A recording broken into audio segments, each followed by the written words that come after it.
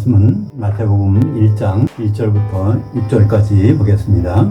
아브라함과 다윗 자손 예수 그리스도의 계보라. 아브라함이 그 이삭을 낳고 이삭은 야곱을 낳고 야곱은 유다와 그의 형제들을 낳고 유다는 다말에게서 베레스와 세라를 낳고 베레스는 헤스론을 낳고 헤스론은 람을 낳고 람은 아미나답을 낳고 아미나답은 나손을 낳고 나손은 살몬을 낳고 살몬은 라합에게서 보아스를 낳고 보아스는 룻에게서 오벳을 낳고 오벳은 이새를 낳고 이새는 다윗 왕을 낳으니라. 다윗은 그 우리아의 그 아내에게서 그 솔로몬을 낳고.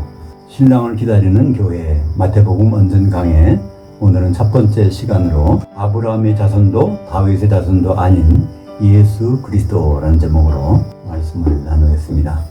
마태복음 7년 전에 마태복음 원전 강해를 했더라고요. 원다마라는 제목하에서 28장까지 전부 다 한번 했는데 이번엔 다시 마태복음에서 중점적인 그 부분을 골라서 하도록 하겠습니다. 마태복음 하면 여기에서 다른 복음서와 달리 특별한 것이 뭐가 있습니까? 교회라는 단어가 나온다는 거예요. 마가복음, 누가복음, 요한복음에는 교회가 안 나옵니다. 근데 마태복음에는 교회가 나와요. 그 마태복음에는 또 신랑이라는 단어가 많이 나옵니다. 신부실, 대기실에 그 신랑, 또 마태복음 25장에 신랑을 맞으러 나간 열처녀에서 신랑이라는 단어가 나오는데 그래서 신랑과 교회라는 주제를 갖고 있는 부분에 대해서 중점적으로 보도록 하겠습니다. 이 마태복음에 보면 처음에 나오는 것이 아브라함과 다윗의 자손 예수 그리스도의 계보라 이렇게 시작되는데 오늘 제목이 뭐라고 말씀드렸나요? 아브라함의 자손도 다윗의 자손도 아닌 예수 그리스도. 그러니까 우리가 지금까지 읽어왔던 그런 내용과는 제목이 상반되는 것 같이 느껴집니다. 예수님은 아브라함의 자손도 아니고 다윗의 자손도 아닙니다. 근데 왜 그걸 그렇게 알고 있을까요? 우리말 성경에 번역이 되었기 때문에 그렇습니다. 마태복음 22장 45절에 보면 다윗이 그리스도를 주라 칭하였은즉 그리스도가 어찌 그의 자손이 되겠느냐 하시니. 그러니까 예수님이 친히 예수 그리스도는 다윗의 자손이 아니라는 거예요. 예수님이 친히 말씀하셨습니다. 또 아브라함의 경우부터 볼까요? 요한복음 8장 58절에 예수께서 이르시되 진실로 진실로 너에게 이르노니 아브라함이 나기 전부터 내가 있느니라. 그러니까 아브라함이 자손이겠어요? 아니죠. 갈라디아서 보면은 이렇게 설명합니다. 구약에서는요, 씨와 자손이 같은 단어입니다. 히브리어로는 제이라 하면요, 씨도 되고 자손도 돼요. 그러니까 씨는 근원이죠. 자손은 후손을 말하죠. 근데 신약에 와서는 그 단어가 따로따로 있습니다. 자손을 보통 이제 피오스라고 하는데, 피오스는 아들도 되고 자손도 됩니다. 피오스는요, 아들도 피오스, 손자도 피오스, 증손자도 피오스, 고손자도 피오스. 그러니까 자손을 이제 그렇게 말하고 있는데 신약에서는요, 씨라는 말은 페르마라고 합니다. 씨앗이죠, 씨앗. 갈라디아서 3장 16절 이 약속들은 아브라함과 그의 씨에게 말씀하신 것인데 여럿을 가리켜 그 씨들이라 하지 아니하고 오직 한 사람을 가리켜 내 씨라 하셨으니 곧 그리스도라. 그러니까 그리스도는 아브라함의 자손이 아니라 아브라함의 씨가 된다는 것입니다. 예수 그리스도가 있어서 아브라함이 나왔다는 거죠. 근데 왜 그러면 성경에 처음부터 이렇게 기록하고 있을까? 마태복음 읽다 보면 아주 재미있기도 하지만 지루하죠? 낳고. 이게 얼마나 많은지 뭐 한 42번 있을 것 같은데 사실 41번인가요? 왜냐하면 다윗은 중복이 돼서 나왔기 때문에 14대 이렇게 해서 이제 42번 정도의 자손이 나오는데요. 그래서 마지막에 누가 나올까요? 요셉이 나옵니다. 근데 요셉은 예수님과 아무 상관없는 사람입니다. 그죠? 마리아는 적어도 예수님과 상관이 있어요. 근데 요셉은 전혀 상관없는 사람이에요. 피 한 방울도 안 섞였어요. 예수님과 요셉은요. 그러면 왜 이런 족보책을 나열했을까요? 그 족보가 의미하는 바가 뭔지를 알기 위해서. 아브라함이 이삭을 낳고 했는데 무슨 생각이 안 드세요? 아브라함이 이삭을 낳고. 그러면 아브라함은 도대체 이삭 한 명밖에 없는가, 아들이? 근데 그게 아닙니다. 아브라함은 8아들이 있었습니다. 그러니까 8아들 중에 이삭이 누구인지를 우리에게 설명해 주는 겁니다. 다윗은요, 공식적으로 말하면 19의 아들이 있었어요. 근데 거기 족보상에 솔로몬만 넣어놨어요. 그러니까 이삭이 누군지 솔로몬이 누군지 그 그것이 예수님과 어떤 상관이 있는지를 설명하기 위해서 이 족보책이 있어야 되는 것입니다. 창세기 16장 16절을 보면 아브라함의 첫 아들이 나옵니다. 하갈이 아브라함에게 이스마엘을 낳았을 때 아브라함이 86세였더라. 그 다음에 창세기 21장 6절 아브라함의 그의 아들 이삭이 그에게 태어날 때 100세라. 그러니까 아브라함은 86세 때 첫 아들 가졌고 100세 때 두 번째 아들. 그 다음에 사라가 죽은 다음에 소실을 드렸죠. 그두라라고 하는 소실에게서 누가 나왔죠? 역대상 1장 32절 아브라함이 소실 그두라가 낳은 자손을 시므란과 욕단과 무단과 미디안과 이스박과 수아요. 여기 6명이 더 있거든요. 그러니까 아브라함은 아들이 전체가 8명이 있었습니다. 근데 마태복음에서는 다른 사람은 얘기잖아요. 아브라함은 이삭을 낳고. 근데 이게 예수님의 족보라는 겁니다. 왜 예수님의 족보를 이삭을 선택했을까요? 이삭은 족보 중에서 아주 독특한 사람입니다. 다른 사람들은요, 뭐 어떻게 하죠? 여러 명의 아내를 거드려요. 또 아내가 애를 못 가지면 또 다른 여자를 통해서 애를 가집니다. 그것은 잘못된 것이 아니라 누구를 통해서 하나님 씨가 나올지 모르니까 내가 아들을 안 낳으면 하나님 씨가 대가 끊길 수가 있겠어. 그래서 다른 아내들을 많이 거느리는 게 일반적이죠. 그러니까 아브라함도 그랬고 또 야곱은 몇 명입니까? 적어도 그 자기 아내들 둘에다가 또 거기에 딸린 종 그렇게 되지 않습니까? 창세기 24장 16절 볼까요? 이삭이 리브가를 인도하여 그의 어머니 사라의 장막으로 들이고 그녀를 맞이하며 아내로 삼고 사랑하였으니 이삭이 그의 어머니를 장려한 후에 이르를 얻었더라. 아브라함이 사라를 사랑했다는 말이 없어요. 그죠? 여기는 이삭은 아주 그 리브가를 만나서 아내로 삼고 사랑했다는, 그러니까 히브리어는 사랑이라는 말이 아하브입니다. 그러니까 아하브 했다는 말이 나옵니다. 얼마나 사랑했는지 아내를 삼았는데 아내가 애를 못 낳아요. 그러면 율법으로 정해져 있어요. 버릴 수도 있고 다른 아내를 취하는 것이 당연한 거예요. 누굴 통해서 메시아가 나와야 되는데 거기서 대가 끊기면 안 되니까. 그래서 근데 리브가는 원래 불임 환자였어요. 이삭이 40세에 결혼했는데 20년 동안 애가 안 생겨. 그러니까 그러면 일반적으로 어떻게 할까요? 그러면 다른 후처를 데려다가 애를 가져야 될 거 아닙니까? 이삭은 그렇지 않았어요. 어떻게 했을까요? 창세기 25장 21절 이삭이 그의 아내가 임신하지 못하므로 그녀를 위하여 여호와께 간구하며 여호와께서 그의 간구를 들으셨으므로 그의 아내 리브가가 임신하였다. 임신 못하면 고쳐서 쓴다는 거예요. 어떻게? 기도를 통해서 임신하도록. 누가 그 기도를 한다고요? 남편이. 이걸 통해서 우리는 뭐를 생각할 수 있을까요? 예수님은 우리가 말을 안 들어도 뭘 안 해도 다른 데 가서 아내를 구하지 않아요. 예수 믿는 사람들. 그의 피를 값주고 산 교인들을 그들을 통해서 아내를 삼겠다는 것이 이삭을 통해서 우리에게 보여준 예수님의 그림자입니다. 그러니까 이삭이 없으면요, 예수를 설명하는 방법이 없는 거예요. 어떤 설명이요? 신랑으로 오실 예수 그리스도. 마태복음 9장 15절 보겠습니다. 예수께서 그들에게 이르시되 신부실 아들들이 신랑과 함께 있을 동안에 슬퍼할 수 있느냐? 그러나 신랑을 빼앗길 날이 이르리니 그때는 금식할 것이니라. 그러니까 신랑이 오면은 반드시 누구를 만나요? 아들들, 하나님의 아들들을 만난다는 것입니다. 쉽게 말해서 기독교인들을 다 만난다는 거예요. 근데 그때 어떤 문제가 생깁니까? 신랑을 빼앗기는 경우가 생긴다는 것입니다. 마태복음 25장 1절 그런데 천국은 마치 자기 등을 들고 신랑을 맞으러 나간 열처녀를 들고 같다 하리니. 천국 생활이라는 어떤 생활이에요? 신랑 만날 준비하는 생활이에요. 누가? 열처녀가. 열처녀 누굴까요? 그러니까 모든 교회가 바로 신랑을 만나기 위해서 준비하는 것이 그 장소가 천국입니다. 마태복음 25장 10절 그들이 살아간 사이에 신랑이 오므로 준비했던 자들은 함께 혼잔치들 만찬에 들어가고 문은 닫힌지라. 그래서 결국은 신랑 예수님은 다른 데 가서 신부감을 찾는 게 아니라 성령으로 하나 된 성도들을 아내로 삼으신다는 것입니다. 그럼 다윗을 볼까요? 다윗은 아들이 공식적으로 19명인데 더 있습니다. 역대상 3장 1절부터 4절까지 볼까요? 다윗이 헤브론에서 낳은 아들들은 이러하니 맏아들은 암논이라 이스라엘 여인 아히노암이 소생이요 둘째는 다니엘이라 갈멜 여인 아빌가일의 소생이요 셋째는 압살롬이라 구슬왕 달메의 딸 마아가의 아들이요 넷째는 아도니아라 학기스 아들이요 다섯째는 스바데라 아비달의 소생이요 여섯째는 이드르암이라 다윗의 아내 에글라의 소생이니 이 여섯은 헤브론에서 나왔더라. 그러니까 다윗은 왕으로 기름 붓고 나서 헤브론에서 7년 반을 거기서 지냈어요. 그러다가 예루살렘에 가서 사울 대신에 왕이 돼가지고 거기서 33년을 통치합니다. 전체적으로 얼마 동안 왕노로 됐어요? 40년 반 동안의 왕노를 한 것입니다. 그래서 예루살렘에서도 아들 가졌어요. 역대상 3장 5절에 보면 예루살렘에서 그가 낳은 아들들은 이러하니 시므아와 소밥과 나단과 솔로몬 네 사람은 다 암미엘의 딸 바수바의 소생이요. 바수아. 이게 바세바죠. 바세바에게서 네 사람이 났습니다.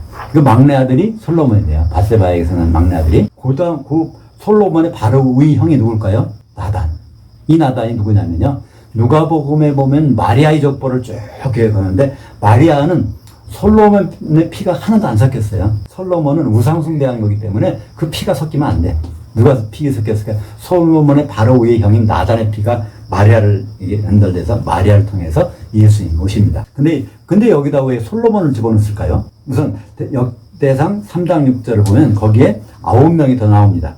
또 이팔과 엘리사마와 엘리벨렉과 누가와 네벡과 야비아와 엘리사마와 엘야다와 엘리벨렛 9사람은 다 다윗의 아들들이요. 그들의 누이는 다말이며 이외에 또 소실들의 아들들이 있었더라.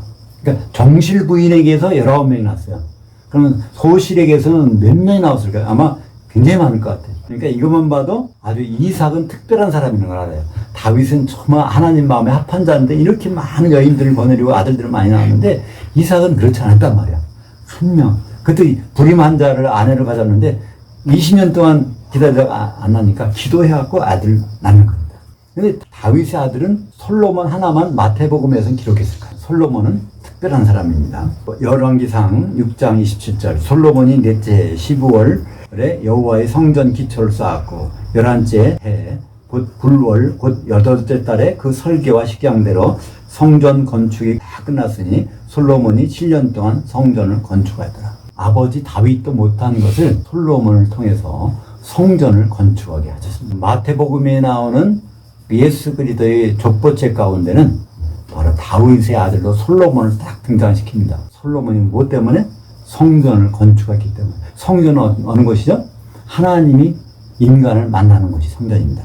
성전 건축자 솔로몬은 누구의 모형일까요?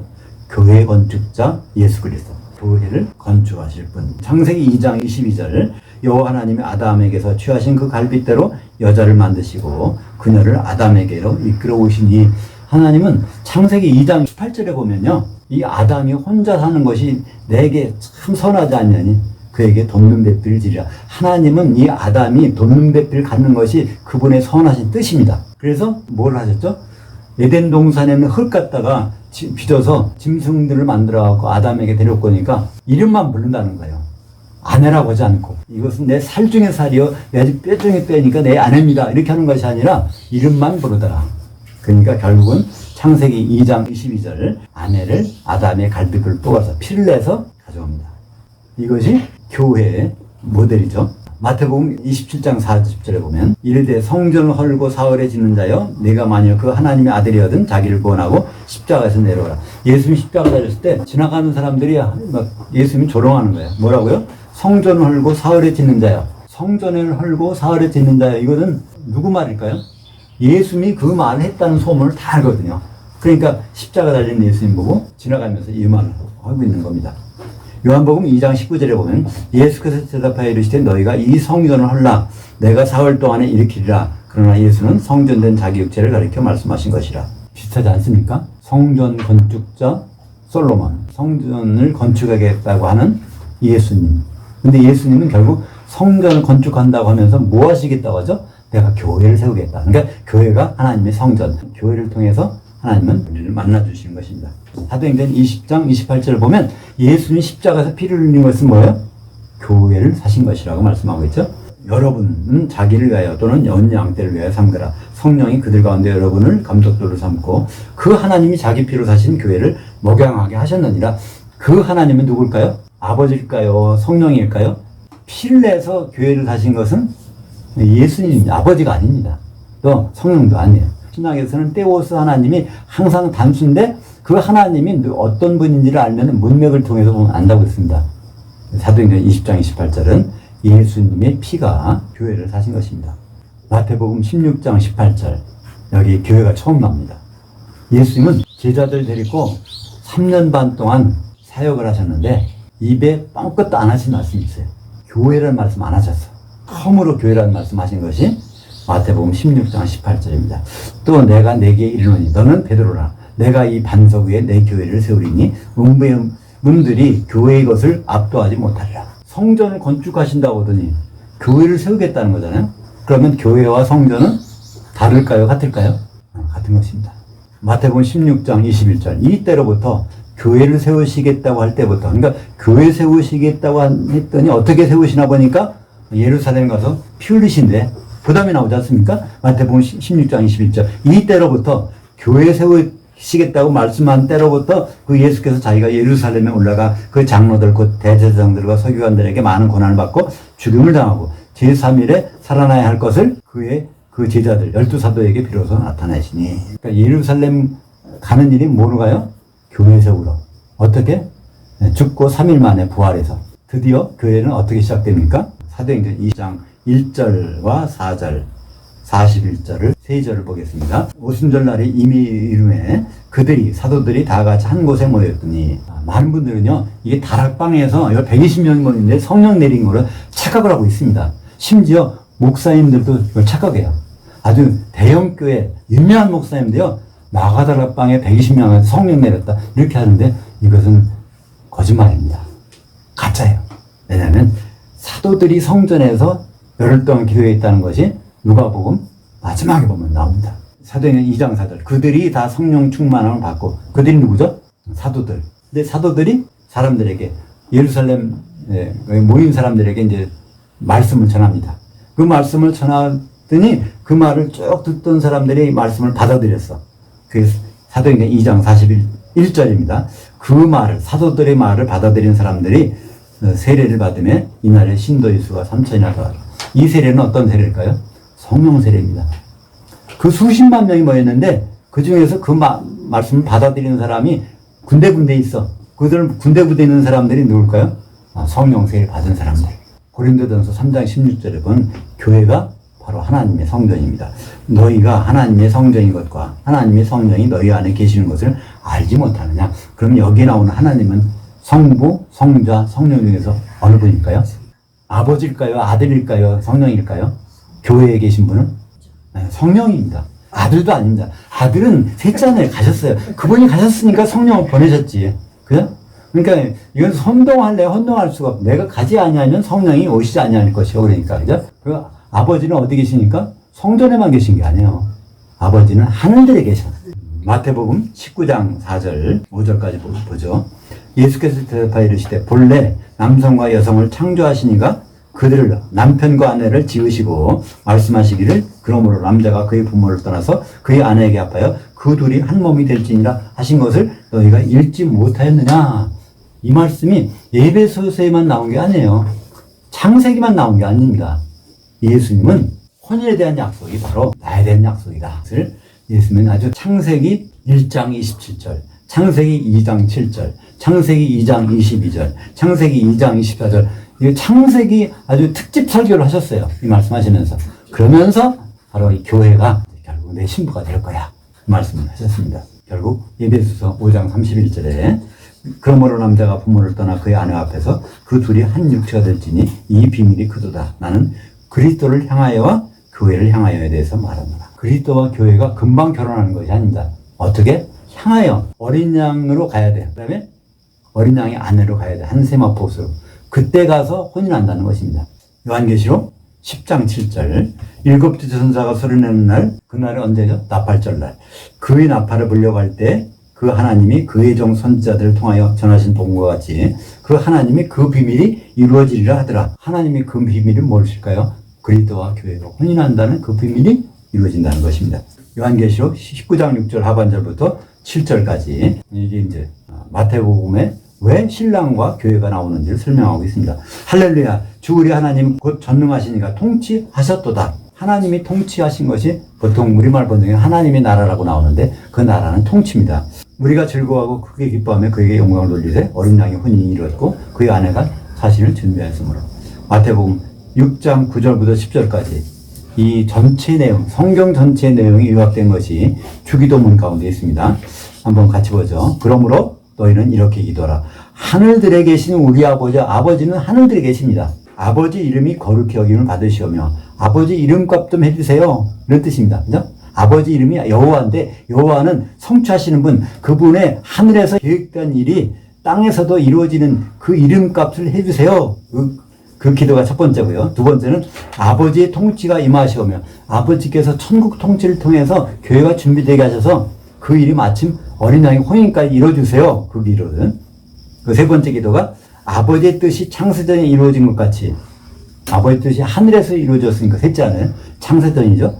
그것이 땅에서도 이루어지는 것, 교회에서 이루어지게 해주십시오. 그래서 우리는 주기도문을 암송하면서 하나님의 이름과 하나님의 통치와 하나님의 뜻이 교회를 통해서 이루어지는 것, 바로 요한계시 19장에 나오는 어린 양의 혼인을 생각하며 주기도문을 암송하고 있는 것입니다. 기도하겠습니다.